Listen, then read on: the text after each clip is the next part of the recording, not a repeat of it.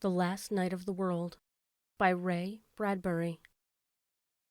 What would you do if you knew this was the last night of the world? What would I do? You mean seriously? Yes, seriously. I don't know. I hadn't thought. He poured some coffee. In the background, the two girls were playing blocks on the parlor rug in the light of the green hurricane lamps. There was an easy, clean aroma of brewed coffee in the evening air. Well, better start thinking about it, he said. You don't mean it. He nodded. A war? He shook his head. Not the hydrogen or atom bomb. No. Or germ warfare? None of those at all, he said, stirring his coffee slowly. But just, let's say, the closing of a book. I don't understand. No, nor do I, really. It's just a feeling. Sometimes it frightens me. Sometimes I'm not frightened at all, but at peace. He glanced in at the girls and their yellow hair shining in the lamplight. I didn't say anything to you. It first happened about 4 nights ago. What? A dream I had. A dream that it was all going to be over. And a voice said it was not. Not any kind of voice I can remember, but a voice anyway, and it said things would stop here on Earth. I didn't think too much about it the next day. But then I went to the office and caught Stan Willis looking out the window in the middle of the afternoon. And I said, "A penny for your thoughts, Stan." And he said, "I had a dream last night." And before he even told me the dream, I knew what it was. I could have told him, but he told me and I listened to him. It was the same dream? The same. I told Stan I had dreamed it too.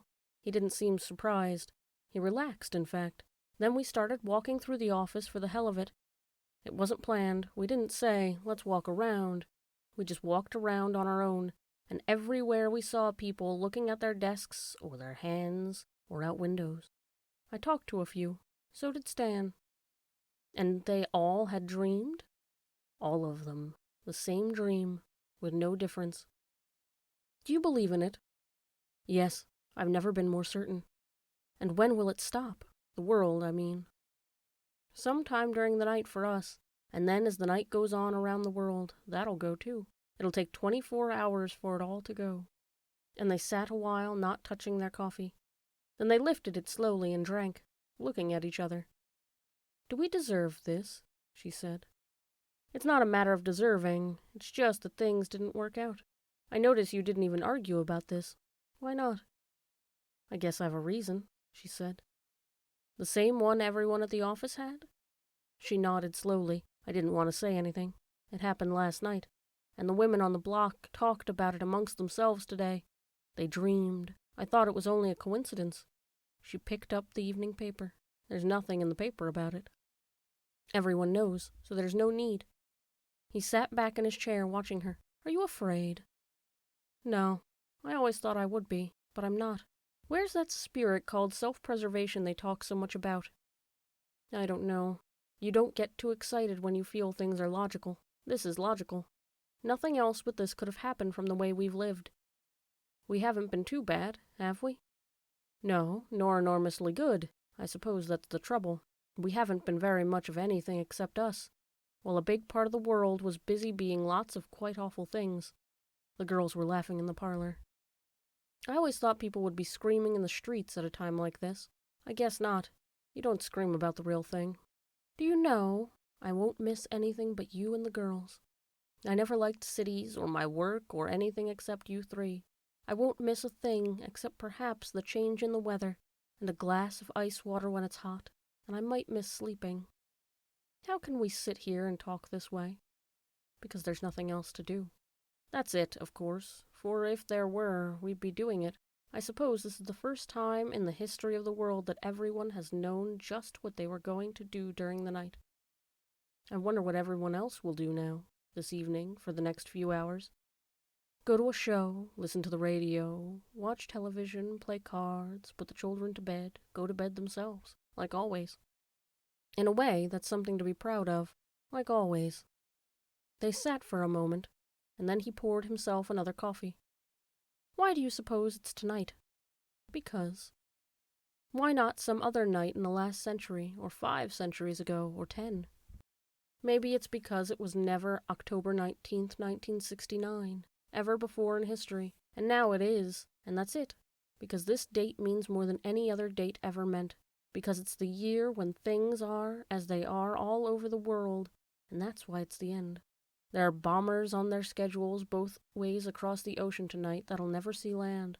That's part of the reason why. Well, he said, getting up, what shall it be? Wash the dishes? They washed the dishes and stacked them away with their special neatness. At 8:30, the girls were put to bed and kissed goodnight, and the little lights by their beds turned on, and the door left open just a trifle. I wonder, said the husband, coming from the bedroom and glancing back, standing there with his pipe for a moment. What? If the door will be shut all the way, or if it'll be left just a little ajar as some light comes in. I wonder if the children know. No, of course not. They sat and read the papers and talked and listened to some radio music, and then sat together by the fireplace watching the charcoal embers as the clock struck 10:30 and 11 and 11:30. They thought of all the other people in the world who had spent their evening, each in his own special way. Well, he said at last. He kissed his wife for a long time. We've been good to each other, anyway. Do you want to cry? He asked. I don't think so. They moved through the house and turned out the lights and went into the bedroom and stood in the night-cool darkness, undressing and pushing back the covers. The sheets are so clean and nice. I'm tired. We're all tired. They got into bed and lay back. Just a moment, she said. He heard her get out of bed and go into the kitchen. A moment later, she returned. I left the water running in the sink, she said. Something about this was so very funny that he had to laugh. She laughed with him, knowing what it was that she had done that was funny. They stopped laughing at last and lay in their cool night bed, their hands clasped, their heads together. Good night, he said, after a moment. Good night, she said.